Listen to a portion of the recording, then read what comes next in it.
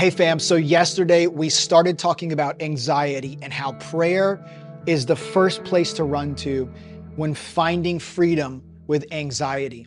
And listen, I know it's hard, and I know there are so many other solutions out there and ways that people say this is how to overcome anxiety.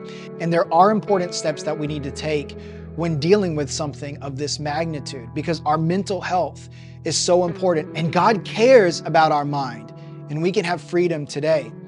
And so yes, prayer is the first portion, but there is something equally as important, and that's the community that surrounds us.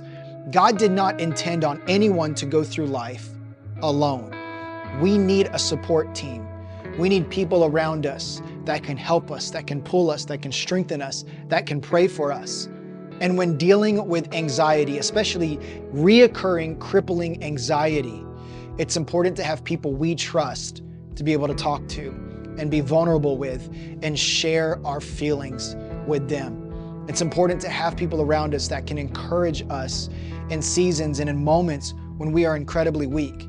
Because yes, it's important to pray, and yes, we can beat the floor, we can pound the pavement, we can ask God to free us, but sometimes it's gonna take having someone to call, picking up the phone, or even texting and saying, hey, I need your help right now. Having a team around you that can say, how are you doing today? How's your mind? How's your thoughts? How have you been? And it will allow us to be strengthened mentally, physically, and spiritually. When I think about anxiety, especially in the Bible, I think of David dealing with so many different things through his life, especially the moment and in the season when he's running literally for his life, hiding in caves.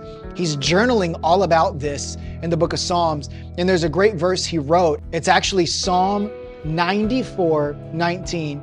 And he wrote, when anxiety was great within me, your consolation brought joy to my soul. David knew who to run to and who to turn to when he immediately faced anxiety.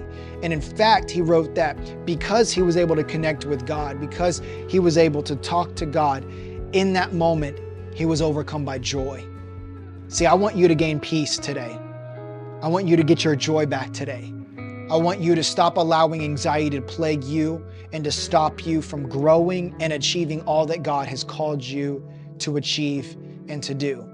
It starts with prayer, but it ends with a community. Find people who you can talk to. Share those thoughts with them.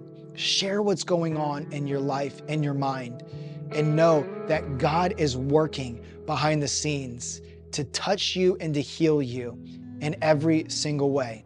It's time today to flip the chapter, to change the page. It's time to have peace and joy and overcome every stressful moment, break free from anxiety, and live your best life. So choose to find joy, choose to resist temptation, choose to turn immediately to Jesus and allow His overwhelming peace and healing to come in every stressful situation of your life.